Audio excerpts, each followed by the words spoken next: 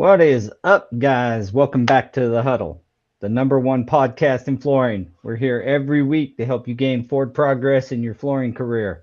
Simply put, we're here to help you guys win. For all our new viewers, welcome to the team. This week, we are going to come up with the episode as we go, maybe. Or we might hang in there. We were going to have a guest for our resilient flooring, kind of where it's at, trends going on, things to be looking forward to in 2026. So we'll decide on the fly. Today's sponsors wanted to introduce you guys to a new sponsor called Live Switch. Live Switch is AI driven video technology that you can leverage to get your quotes out faster, budget quotes out to customers all remotely, and then follow up, saving you time to getting them a price and getting a deal done. Uh, Helping you not have to go out to the customer's office or house or office every time to get them a quick budget price. It does so much more. Check out Live Switch. Just scan the QR code. Also brought to you by Trade Tap and the VTI coming out. Fully functional VTIs will be coming out at the first of the year.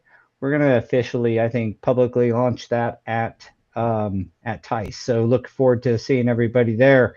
If you're not going to Tice, you might look it up, man. It's going to be a fun time. You can come hang out with us. We're going to do a podcast there with Wi-Fi. That's going to be a I blast. know they just put everything on their social medias yesterday. It was awesome. Yeah, it's going to be a blast. We're gonna host your Huddle team here is going to host a live Wi-Fi panel. I think it's done. I mean, they do it every year, um, and yeah, it's going to be a blast. We got a great episode planned for that. So I hope you guys can make it. If not, make sure you're here at least and you're checking us out. We're going to live stream it just like normal. Because even if you can't make it, you can make it. Yeah. Yeah, that's the beauty of it all. And only And bring tomatoes to throw at us if you're not there in person. you can get your questions answered. If you're a woman in the flooring industry, whether you're in sales, installation, management, you're a CEO, jump on there, ask the panel some questions, get in the chat and get involved. It's going to be a fun time. And Um, if you're like you've never been there, so you're kind of iffy, like, do I even want to go? Because what am I gonna do? Who am I gonna see? And you're scared that you're not gonna. I don't know, man. It's just really good networking. You just got to find one of us and yeah, follow us around. We'll introduce you to whoever we know there. dude, come Yep. hang with us. That's how I met these guys. It was like at Tice, and I was like, I'm gonna follow them until they start liking me.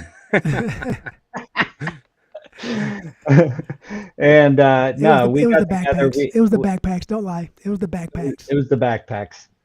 No, it was a blast, and that's where I met you guys. I've met so many people at Tice and convention and stuff. So, as normal, we're always going to promote getting involved in the industry, and you can really come in and get to know the VTI and Trade Tap. That's what powers Trade Tap, and we're going to be at the CFI booth, so you can come check us out there. We're going to be roaming around and having a good time on top of that. So, are we going to stick with our topic of resilient flooring, guys, or We would are you gonna like stick with to? it, man. All right. Because I think it's actually very important right now because of this project that we've been dealing with. And you were actually called me, I don't know, month and a half ago, maybe it was more than that, but A about, couple months this ago. non-PVC, right? And that's the big push right now. Oh, what's up? Jimmy's on Instagram, says, huddle up team. Huddle up, team. I love it. But yeah, it's this whole push to non-PVC, right? And this is why I wanted to talk about this, like the future. What are we seeing? And I keep on telling people that it's kind of like, I don't want to say it's going backwards, but we're kind of in that area where sheet vinyl and stuff was like linoleum is it's hard to install, right? And that's kind of how it all was back in the day. And then there was a progression to where, all right, let's make it easier and easier and easier till now you got stuff that you can pretty much, you can crumble it up, put it out, glue it down. Now we're kind of going back to the opposite side of things where it's like, man, this stuff is so brittle. You look at it and it's going to break. Yeah. And just as a note, you know this, but it's not just sheet vinyl that, although the sheet vinyl is the harder one to deal with, but they are also have modular products that are bio-based or non-PVC, and they have different installation requirements. I'm telling you guys, you go, Daniel, back me up, brother. You go trying to install this like you do a regular, especially a better sheet vinyl, like a high vinyl content sheet vinyl, like a Symbiose or a Upo or something like that. You are in the surprise of your lifetime Oh, yeah. trying to, like, if you try to do the same techniques. I'd second what Daniel said. It went early days. I never looked at it as hard. It was just different ways of doing it. We pattern Yeah. felted everything. You weren't trying to like like kind of just kind of hack stuff in. But the as vinyl got, a little, I would say better. It was not as easily torn. Some of the older vinyls, they're still around that would tear easy. We didn't even mess with it. We pattern felt the sucker. And you kind of got into some other vinyls that you could hack and slash in, and then you could just use really good hand skills. Don't get me wrong, it doesn't mean it was the wrong way to do it. It just, you could, cut it in without pattern felting at first. This stuff, man, it's almost back, like Daniel said, to that beginning stage. You better know how to pattern felt and use a set of scribes. You got to know how to boot it.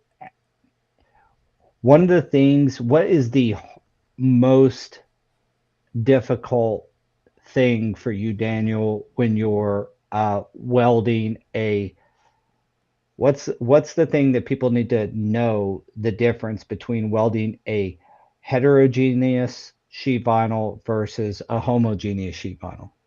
What are one of those deals you would? Well, you're looking at the wear layers, right? And if you burn that wear layer on, I don't want to say burn, maybe is a Scorch? scorch, Scorch. right? Yeah. All you got to do is discolor it. You don't even have to do that. All you have to do is heat it up too much, and then on a hetero piece, it's gonna end up, looking all wavy, We call it and waffling. That's our yeah, own Waffling. term. and It then kind of waffles the seam up. it can actually start delaminating too, right? And on a homogeneous piece, you don't have to worry about that because it's homogeneous. It's all the same material all the way through. So you just have to be more careful, especially when you're skiving and stuff too. That's what, you got to be super careful because you just take that little bit off and then it's like an entire, say on an outside corner, you take a little bit off, now you got a white line down the whole thing. Yeah. Yeah, that's the. I knew you'd bring that part up because it's one of the things that a lot of guys. We forgive you, Andy. We're gonna carry the Still can. torch, I brother. You don't have I to don't be on the Uh, camera. yeah, you could if you want to call in, you can do that and just not be on camera. But it's all good. We got you, brother. But the one of the things that a lot of guys had to learn as heterogeneous got more and more popular with the wood grains and all that stuff was you can't, you know, don't use a skive knife without a sled, or if you are, you got to be really careful because your seams aren't always perfectly flat, and you nick it and then you got a freaking white chunk right I in a will. wood grain I will vinyl. say We've got this. some tricks, There are but some tricks. First one, don't if you're using an actual knife and not like the Mozart, don't let anybody else use your tools, man. Only you know how that thing operates. Only sharpen one side. Like don't make. I've made those mistakes. Those are some of the tricks, right? And and find your sweet spot. Find your sweet spot, your Well, and angle, and there's better tools out there, there honestly. is. Um, Nora kind of came out with their what is that called, Cold Daniel? weld. Well, no, they're the red The Mozart. is that the Mozart? Is that what that originally was Yeah. called The when oh, you know what? They have a green one, and then they have the red No, one. the green one is a Leicester. Is that one? Yeah, Okay. that one came out after the and then the fact. red one is Mozart from Crane or Well, it's Mozart from Mozart, but they're overseas, so people buy the rights to sell it over here. oh, gotcha. There you go. Okay. Thank you for the clarification. It's a better method than old-fashioned skyve knife. But the point being is the new vinyls are just like that, and that it's even worse because you can't even nick the seam because that layer, the image layer, is And like it's on a hetero piece, right? You can go and they'll just kind of follow. If you do it on the new stuff, it's like you go and they'll start peeling up like it's away like from it. paper, dude. You could peel the top off of that Yeah. stuff. I'm not saying any manufacturer's names here, but and I'm not saying that that's not supposed to happen, but I'm just telling you, you can't heat this stuff up and make it more pliable. I experimented with it in our module, in our install module, to try to get to know it a little bit. I was trying to become friends, and we weren't friends at the end of the thing. Like, I messed up quite a few pieces just trying to figure it out. But I think that's the difference between someone like you and then just like another salesperson or business owner, right? Because you're like, let me go mess with this to see what's going on.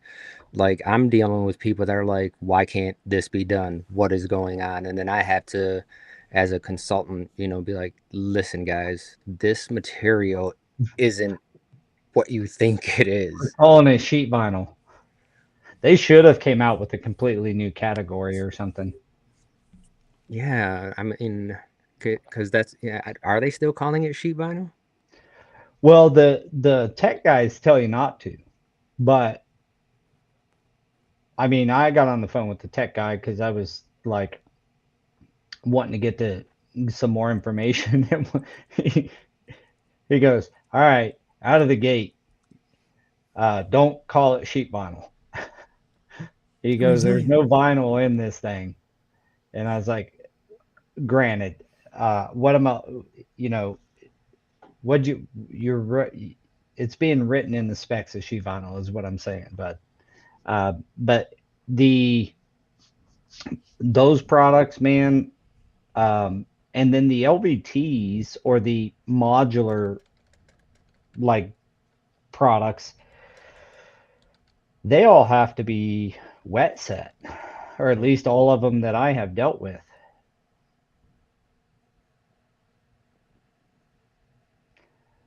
Oh, let me get that for And I you real quick. okay, I always know when Paul's reading the messages. Because yeah, he I just stops. stopped. He Yeah, Andy says, says, I'm and you call it know, sheet goods. sheet goods. Yeah, yeah.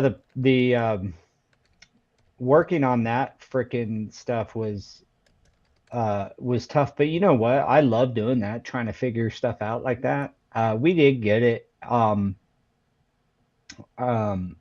and we've got about 3,200 yards of it down at a big hospital, and so we're we're we're doing well and working with the guys. Have a really good sheet vinyl resilient sheet installer on it, and he did just like I did. He messed with it for a little bit to figure it out, and that's key, guys. Anytime you're dealing with a product that you don't know, read as much as you can about it, and then go play with it. If you have any chance of time to go play with it, go play with it. Yeah, You know, and I mean, even, we brought some back here prior to us doing the first project because it's like I'm reading on it and it's like, man, I've heard about it. That was my first time actually seeing it, so it's like, let me get some of this so I can bring it back here and I can play with it. and see exactly what people are talking about. Mr. Andy, Everybody hear We me? have we can we hear you. have we have Andy McWilliams on the phone. Well, Say, he's kind of on, just not with video. yeah. I'm riding dirty on 85. Slow, taking it easy. So Nice. Got you, brother. Well, welcome to Sorry for the. the last minute thing, but appreciate you reaching out. yeah, absolutely. I remember that you guys were on, driving down the interstate like, man, what do I do? And I'm like, oh yeah, let me see if they're live. I wanted to join, but I couldn't because I'm driving. I didn't know I could join without camera. So I'm glad to be on. Yeah, I tried telling Kevin to just rebook his flight, and he said no. Yeah, he was. He's not. Well, first of all, he's going to hear this, so he didn't even want to travel in the first place. So he's already huffing and puffing about that. So he's He'll be definitely all not rebooking his flight. So I'm actually headed to the airport now from another technical trip that I just got off of, and flying to meet him in Indiana. So that'll be fun. Andy, No. for the guys that don't know you, do a quick intro since we can't see you. They won't be able to put a face to a name. Yeah, Not absolutely. hurt nobody. Obviously, just I clean the bathrooms at our manufacturing facility. I am Andy McWilliams, Senior Technical Manager for Novalis. Novalis is a vinyl plank manufacturer, vinyl flooring manufacturer, actually. So we have multiple locations around the world, and my home office is in Dalton. So I've been with Novalis for about 6 years now. Got an installation background, installing carpet and vinyl. So all sorts of other surfaces, but my main two were carpet and vinyl over the years. Well, Yeah, I'm for the actually. audience, Andy's been on with us before, a wealth of knowledge and Yeah, a and hell of a fun guy to talk to. I'm looking at some of your product right now too. This Ava Sway. Yeah. Yeah. Yep. Yeah. Yeah. So that's pretty interesting. Still waiting for my samples to come in the mail. Was I supposed to Just send saying. those? No, No, probably I not think right. it was the other dude that was there at the booth. Well, tell us about this product. Okay. So Ava Sway it's pretty interesting. It's herringbone or chevron style product. So, and it's both in a gluten format. Dude. You're gonna have to finish up for him there, Jose. Oh, did he cut out? Of Yep. course. So it was a glue down, like you said, glue down or interlocking format, and he blew my mind with the amount of patterns that he could do with these little 1 foot pieces. I don't remember the exact dimensions. That's why I wanted to get some Yeah, samples sent over. they're like Um, so the oh, there he herringbone goes. style is 6 inches. Yep. Sorry. I don't know what it is with me jumping on these calls with you guys, but I always seem to go out of connection at least once. Um, the herringbone is a 6x24 plank, and the glue down is just as simple as putting it into a herringbone pattern and installing it. The chevron is usually a 4x24, but it's cut at the factory on the correct angles to form the chevron pattern. So pretty cool. The herringbone is an AA, so you don't have to worry about separating those two to install the What do you herringbone mean by together AA, brother? on the click. So AA and AB, that's the plank. So you have an A plank and a B plank, or an A plank and an A plank, right? So with the click version of it, you would need to with herringbones. A lot of times the planks are A and B because the locking mechanisms have to be cut a certain way for the herringbone method to stick to click together properly. With our herringbone, it's a unilin locking mechanism called Unizip, and the way they designed it was you can actually you don't have to have two different styles of plank locking systems. They just click into each other, so they're called an AA system. Gotcha. And then for the chevron, the locking style on there is your normal unipush, what most people call it. And all it is the difference between that one is the way it's manufactured is actually cut on the exact angle of the chevron pattern. So there's no need for cutting it on site. I know there was one year where Crystal was doing the installation competition where she had to cut all that chevron, and man, I felt for her that whole time. That was rough. Well, for us, we actually make it like that so the installers don't have to cut it on site, and it installs pretty easily. Huh. Cool. So what do you got to say about the Yep. the non PVC resilient products coming on that's out on the market now? You got any insight? Okay. Well, I mean, The sheet I think good. it's just like anything else. Sheet good non-PVC. I think there's a huge push for non-PVC around the industry. The one thing I'll say is it's being marketed as this, fix all. Everybody's scared of PVC, but I think at the end of the day, people are going to end up finding out that, it's not as great of a product as everybody's making it out to be. I'm just going to say that. There's not a whole lot of big details I can go into with it. I'm not a huge fan of it. So we feel you tiptoeing around it, and we appreciate you even trying to find the words to get out there. To be honest with you, yeah, the truth is it it's incredibly complicated to install, and as we know in the industry, a lot of times, and this is not just flooring, like a lot of industries do this. They take a product to market with pretty minimal testing, like long-term testing. And that's again not just and then you refine and try to make it better as you go. I think this is one of those products. You guys ever if you ever mess with plumbing, did you ever do PVC like a pipe with the shark tooth connections? Okay, those things failed so often early on. Now they're pretty freaking awesome. But that's an example of a product in the plumbing world that went to market, had huge problems, but it got past all their initial testing for them to sell it at Lowe's and Home Depot. I should say your big box retailers, but the they improved on it, and it's actually a really awesome product to use now. But I kind of see this as that early stage. That's just my opinion. We did do, like I said, about 3,200 yards of it, and we got it down. It looks really nice, but it was a complicated deal. It was tough.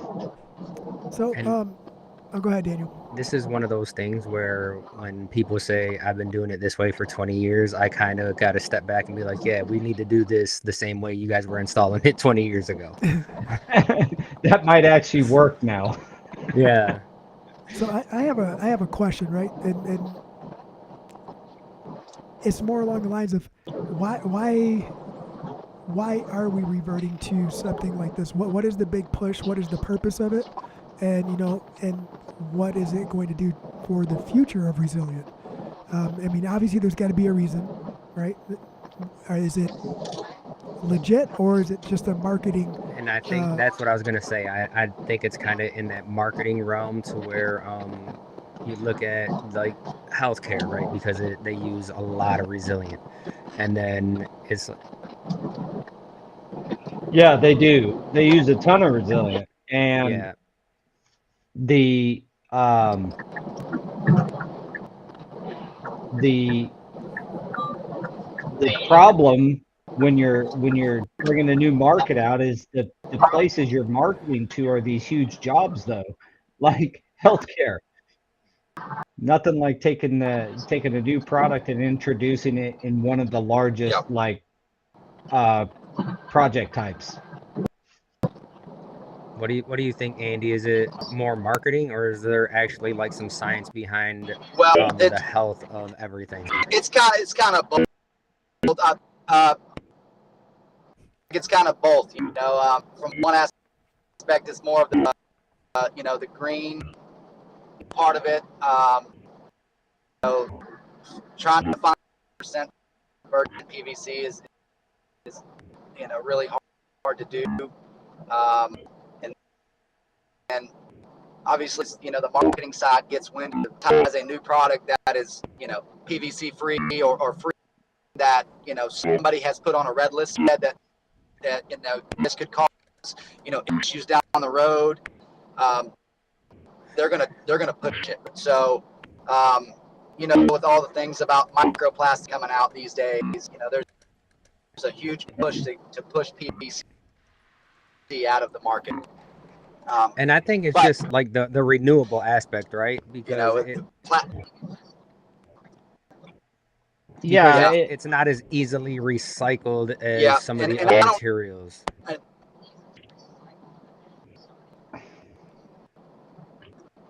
Right, but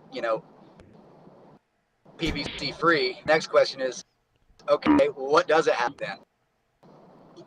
Right, and how long have these products been on the market, and how much testing has went into those, and how healthy are they for us?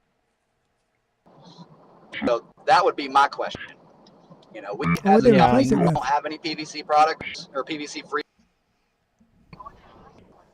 But I'm sure at some point we'll be looking into testing those and maybe using some, but we're still kind of staying the course with PVC. So I don't know. I have some dirty testing we performed, and I'll say one thing about the people I received, that I couldn't find anything to stick to. It was pretty rough, we put it through some testing, and it was scary, to be honest with you. And knowing that there's these products on the market and that using them, I'm worried about the failures that are going to come with them. Yeah, and I think we're already kind of in the midst of seeing some of that stuff right now. I mean, just on the projects that we've been working on, and it's like they're already on, they have multiple different variations of them out already, and it's like version 3, but then they bought it when it was version 1. So if there's issues, was it because it was an old version, or is it because the material, or is it an installation issue? Is it job site conditions? Like, what is going on? And I think it just makes it so that way, everyone from the installer all the way to the inspector needs to kind of look at this through a lens, and we're all inspectors at this point. Yeah, so that's a weird way to look at it too, Daniel. You just made me think about something.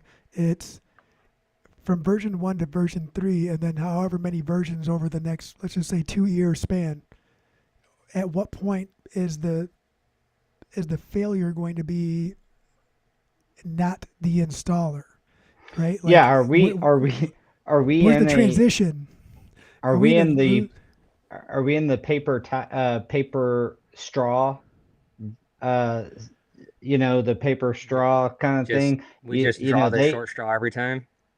No, I mean, they came out with paper straws, and those things where everybody tried to use them, and they were shit, and people ended up throwing them. Literally the worst. People got rid of, were like these, like where it just doesn't quite work, and now you go anywhere and you get your good old fashioned, pretty much back to the good old fashioned paper or not. Plastic straws, straws, right? Back away from. It's almost like we'll try it out for a little bit, and then when things everyone starts pushing back. It's like, yeah, you guys were right. Let's just go back to what we were doing before. Yeah, I'm wondering if we're in that zone where it's like, and I hope to hell not, because we got a lot of it down. To tell you the truth, right? Like, and Andy, I don't know if you muted yourself or if one of the guys muted you. But I muted him, but he's not. I've unmuted him a few times, and he's. I think he's in a bad area. Probably. He's going through a tunnel. But yeah, if we're in the paper straw kind of zone of this thing, and we just don't know what kind of problems are going to come down the pipe, and that's what I mean by long-term testing. Like Andy said, all the recycled backing stuff that why didn't they stick with that? Well, because backing systems were being made over in China, and they were putting all kinds of crap you can't stick to the floor, and all kinds of crap that was worse than the PVC on the back of carpet tile when they were doing recycled backings on carpet tile so much. Well, And they've kind of gotten around and fixed that. The big manufacturers, put their heads to the test. I think they got it fixed out, but there was a lot of times when those backing systems were like, there was stuff in them. There's some tests. There was some stuff in them that's not good. I think we all remember the lumber liquidator days, and I don't know if I'm even allowed to say that, but it was a public thing, so I think so. yeah. But formaldehyde and all this other junk in the products. I mean, what are they putting in this crap? Like, what is it made of, and is the juice worth the squeeze? That's my question. Well, I guess another question too Chicken is, beaks and claws. That's in the tamales bowl. yeah. So I guess the question is too is, PVC free. What is the trade off, and what markets are thriving from that right now? Right, like if once the trade off happened in the manufacturing portion or the supplier portion, what markets are experiencing growth because of the change? Um, Yeah, I guess is that's what I'm wondering. And Andy brought up a good question, like what is in it? And it's almost always like you don't really know. And I've heard there's a lot of like oil or something like these things that make it really difficult to stick to the floor. We've gotten through on our side, and I support like let's save the environment. Let's do what we can. I'm not And probably the guy that's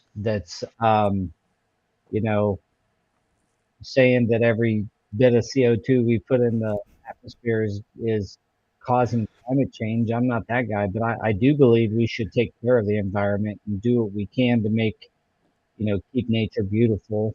And if we can produce products that are non-toxic and, you know, don't don't get tainted by the money, that's the part. and that's where it really, I think that's where it's focused on, right? Is you look at the money and what government subsidies are happening right now in order to go PVC free because it's more environmentally friendly.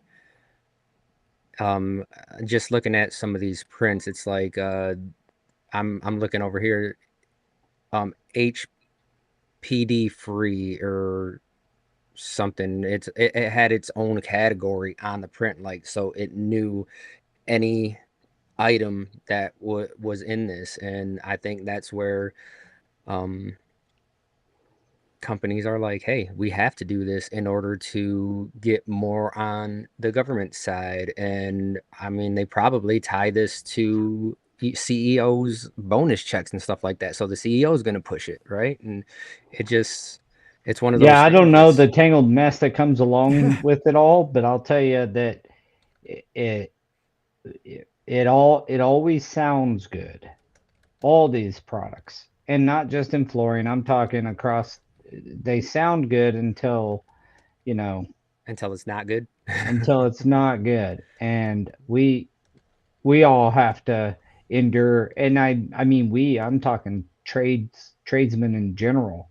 Have to endure the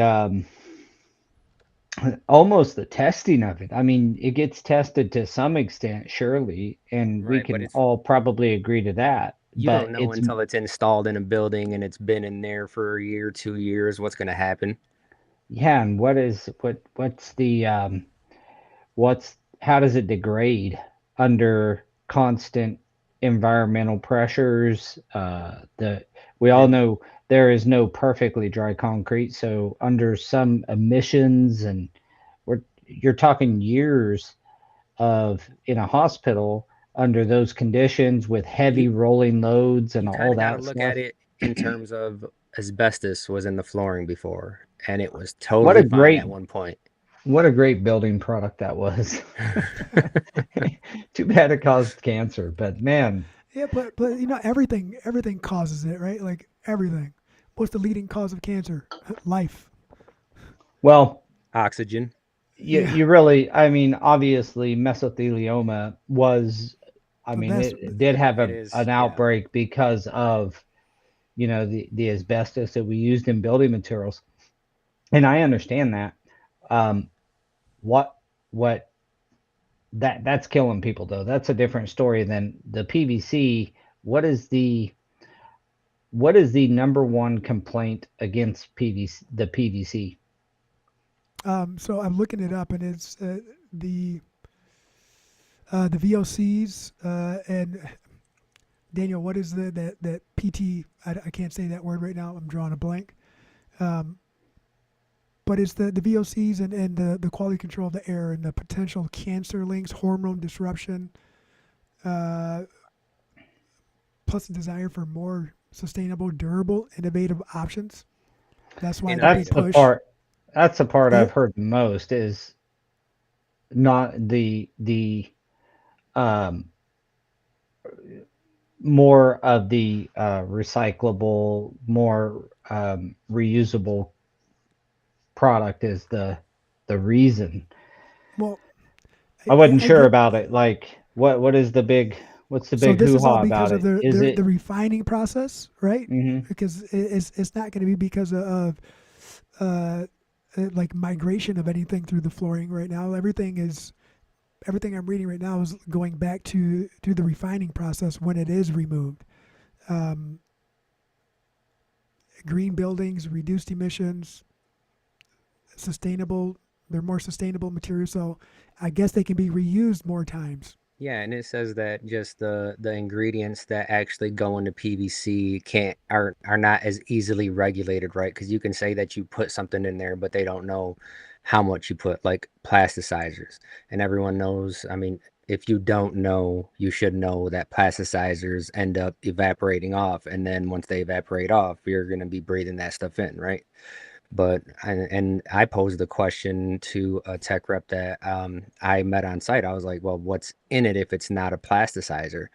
And he was just like, "I cannot even tell you that right now. I'm just the guy here for the install." Well, Huh. you know what? I think somebody is trying to like. This is a soup, right? Like it's like menudo. You guys don't really want to know what's in it. Just know that it tastes good, right? Just don't ask me what's in it because then you're not going to want to eat it. Just you'll be fine. Are you It, saying that the new vinyls are like are like well, Menudo? we don't know yet. We don't know yet, man. They haven't Jorge been out did long say enough for chicken everyone to beaks taste and them. claws. Yeah, he did. I There was think a that's tamale that my mom got when I was in high school from someone that she worked with, and I took a bite of it, and there was a chicken foot in there. The whole thing, bro. The whole thing. oh my god. I like He still he still ate it, but that's hilarious. Well, okay, uh, so it's like that. The deal is you don't know what's in it, and just to kind of do a bit of process check here, where is it going? Is there indicators, and this is where Andy would be like Yeah, he said that he has service good. now, but I told him to like log off and log back in to see if that works. Yeah. Um, what what what is do we think that it's going to continue that way, or is there other products coming to market that might be a little easier to handle? That's my kind of I think it's just hope. like an evolution of things, right? Like when vinyl came out, it was not as easy. It was almost like the the linoleums and stuff. And now it's ridiculously easy, but we're just essentially starting over. And then not only with like going from a pressure sensitive back to a wet set because we were starting to do that with the vinyls anyway. So this just makes that shift more enforceable. Like there's no doubt about it. You have to wet set this stuff or else it's not gonna lock down like it needs to be. Hmm. Yeah, I think we're exiting and I'd be curious if a manufacturer's stance is this or not, but are we exiting the dimensional stability era where we, uh, you know, the old products, um, the adhesive was not there to keep them down or keep them dimensionally stable. They just keep them from sliding. And so, are we leaving that zone where it's like, and also where you have to use the manufacturer's um, recommended, like their adhesive? You can't, how Yes. back in the day you could use We can anybody's hear you, adhesive. Andy.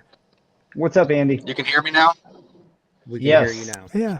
Okay. My apologies, guys. I obviously 85 South is not great with service. So, yes, recommend. I missed all of that. I know the last thing I heard was, Andy, you could probably say something to this, and then it went out about Of 2 minutes course. ago. Well, we were kind of curious, like, what is is this the you had mentioned that Novalis may be even looking at PVC and free in the future. Is that going to continue? Like, is this just a trend that's going to end, or is it really going to stick? I Like, mean, one thing do I'll say you is, like, manu- we would never switch over to 100%, PVC free products. It would be more so a line of some sort, and on one of our, brands. Um, but it's definitely possible. And then your other question was what now? well, if this is a trend, like, with enough conviction to and commitment to the cause, it'll get figured out. Will it make it there? We were talking about the paper straws, right? Like, they were Yep. everywhere Yep. for a little bit until they started falling apart as you're drinking your drink and Yeah. people started, like, not wanting to use them. Are we in that zone where eventually and this is, I know it's all opinion, but I'd be interested in yours. Are we in that zone where eventually this just goes away, or is there such a commitment to this from the manufacturing and maybe, like Daniel said, government side, that commitment, they're going to find a way for this to work out I don't one think way or we're in another? that Read the zone bill. yet. I don't think we're in that zone yet. I don't think there's. As soon as he started talking, it was about to be really good explanation too. Andy, Not in the zone of full commitment is what I heard, though. yeah, and I think that he's Yeah, right exactly. because you're gonna have certain product lines, right? And then what they're gonna end up doing is they're gonna end. Yeah, we can hear you now. I think they're gonna end up, pushing this out like it's healthier for you, so we're gonna charge more for it, which makes sense because also the Yep. installers need to be on that same page too because it's like, I all wanted to right, add to it's that. harder to install. I'm gonna charge more for it, so it's gonna be that premium Exactly. product that is more unattainable to the everyday person. But when you're looking at sustainability and you want that, it's going to be okay, this is what I'm going to go with. And that's why I think, like, we've installed Forbo in $1 million houses, and they're not putting hard tiles and all this. They're like, I'm gonna do something sustainable. I'm gonna do Forbo in the kitchen, the dining room, and I'm gonna put wool flooring over here because everything is that sustainable factor. And you can kind of brag to your friends about it, I guess. Hmm. Yeah. I've done some Forbo in an architect's house, in his kitchen and living area, but I think it was more he liked the look of it, but more than anything. Yeah, I don't Yeah. know. It's definitely hard to know where the industry's going versus where the um, the marketplace's appetite for being able to deal with the problems and the failures, and that goes all the way to us as the installers. You must be at the airport. So I want to kind of expand on what Daniel had just said, and that's where I wrote some of my notes down. Where I was going with that is that it is going to create separation on installations. Right? It's gonna be one of those things where you're gonna have to get better at installing. You're gonna have to learn how to install, and there might be a requirement in the future to either be at a certain level of installer or have certain qualifications or certifications. And if that is going to be a premium product and it is going to be introduced into certain areas as a premium product, then you're going to be looking at a premium install, and a premium installer is going to be required, which means that you're not doing yourself any favors Yeah, if you're not trying to get educated.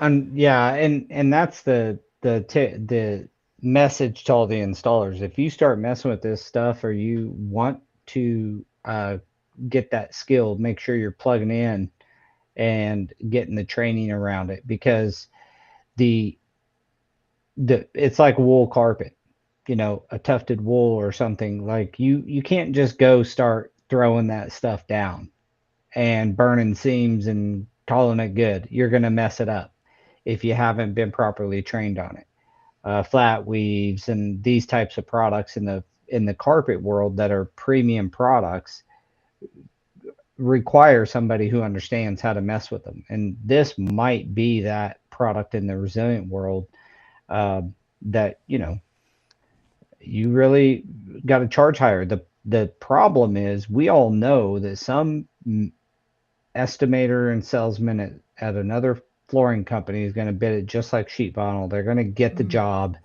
and that's what's going to happen. And then that is that what installer is happens. going to go in there and install it exactly like sheet vinyl, and then look at it when it's failing, and it's like I did everything right. And that's the thing, right? It's like, full disclosure, guys, we always tell you to read the buckets, and now I'm going to tell you to pull up the actual product specs and not just read the bucket, because that adhesive may have an old label on it and you could be installing it wrong. And I mean, you have a story about that you've told a few times too, where the things online are different than what's on the bucket. So you just need to make sure you're covering all your bases. Yeah, if it that one turned out in our favor because we did go online and read the most updated installation instructions, but the instructions in the packet were the exact opposite. Man, And man. they brought that. We actually was in a suit on that job, um, and that that was the whole thing. Was like they thought we installed it incorrectly, and that was their big crux around some of the issues they were having with the floors. They said we installed it upside down. I said no, you go by that packet. It's so they can't recall millions. This was a LVT underlayment product. They can't recall millions of rolls of their product to change out the paper. It's our job as professionals to go make sure we have the most update installation instructions, and we do that by getting online or talking to the tech department at the manufacturer. That unfortunately, there's no great way to solve that problem other than being diligent as an installer and going in and doing the homework. And you know, that's why I tell installers, man, if you're a sole proprietor, your best bet, not legal advice, not a financial advisor, all that disclosure stuff, or an attorney, but protect yourself with a corporate structure. Like, don't be a sole proprietor out there just running around putting stuff in. You're putting all your personal life and assets at risk. Get with your accountant and attorney on that. But um, you know, you may, that's why we're always in favor of running your installation business like a business.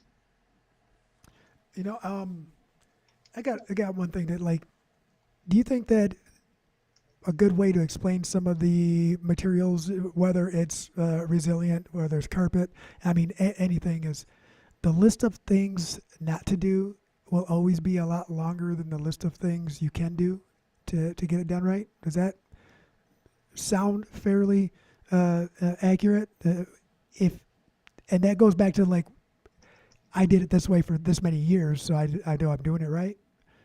But out of that this many years, 20 of the 30 things are on the no fly zone for newer materials. Well, I think Jorge's comment fits that perfectly. Get it out until we catch them and then call them out. Like, it's almost like we're there. Sometimes the tradesmen are the testing and that's why I'm curious of where we're at in this product cycle for this. I mean, we spent this whole podcast talking about this, but this particular piece of resilient flooring. But it's because if it is the future, you had better get educated and trained to properly install this stuff. It's not your average everyday stuff. So that's why we spent so much time on it. But it does feel like we're in that zone where they've tested enough to get it out to the market, and now we're their test dummies, so to speak. Is it going to make it, or is it not? Or is it a paper straw?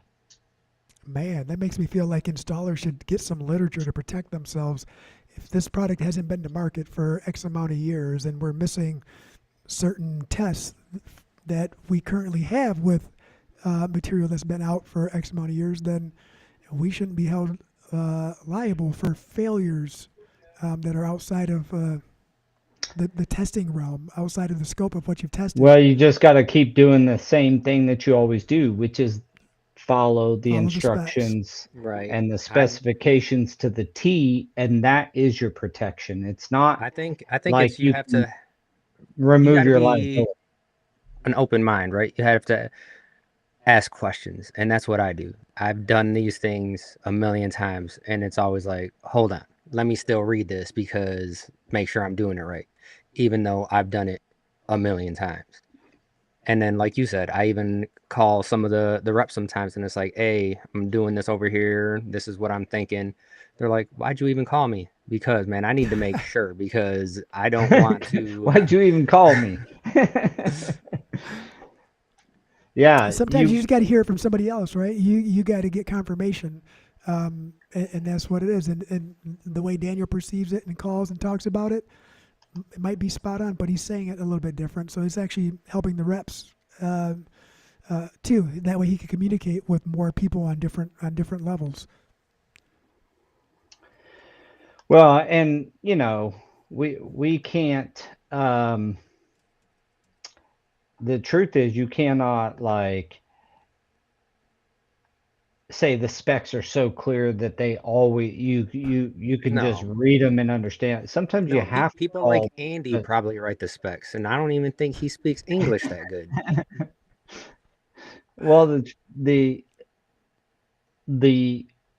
people writing the specs, and the like, we have to understand them. If we don't understand them, you definitely better call. But even if you do, it's good to hear it, because they do end up with some tricks. When I talk to the guy on our uh, our product, I'm not gonna. I got to be careful because I don't want to call out anybody. But at the end of the day, that he was like very clear, starting to give us some kind of little tips and tricks to this product. But even he was like, I haven't put my hands on it as much as other products. So so that's why I'm curious where we're at in this whole journey of learning this this new approach. I don't know how to say it any better than I was going to look up a spec for it and give you an example, because I was reading one the other day. And I was like, what is this saying to me? What am I supposed to do? It contradicted itself a couple of times. I was like, what in the world? Got some double negatives in the specifications and the instructions. And the good thing about our industry too is that once you like get into it, like I've talked to people and I've read the instructions, and I get back to them, and I'm like, well, look, man, it doesn't say that in your stuff. And then I read the instructions again later on, and they changed it to exactly what we talked about. So that's the kind of pull we have as installers when you're trying to do things right. Yep. All right. Well, guys, we have reached the end of the podcast, and I want to remind you to give us some love out there on the social media channels, like and subscribe to our stuff. Continue. We're going to be, next year needing some new topics, so shoot them our way. Thank you for everybody who participates in that. We're not asking you to write an article. We're just asking you to give us a topic to research and address, and maybe even get an expert on if they can make it. And then We've had a run of and bad luck lately, haven't we? yeah, it happens. It's getting to the end of the year, lots of travel, lots of Christmas, lots of New Yeah. Year's. So, remember to like and subscribe to support our sponsors. If you have not checked out Live Switch, do that. Trust me, you will appreciate at least what they're bringing to the table to maximize your time leveraging technology. As you guys know, as founder of TradeTap, I love finding ways that technology can help us installers to make more money, be more profitable, be more efficient, and LiveSwitch fits that bill. So check them out. All right, guys. Well, you guys ready for Tice? I'm ready for Christmas. Then I'm gonna really start barreling down, thinking about. I'm barely ready for tomorrow, bro. Come on now. It's about how I feel too. All right. Well, everybody, thank you so much for joining us today. Thanks, Andy, for giving it your best shot. We know you're traveling, and we'll catch you guys next week.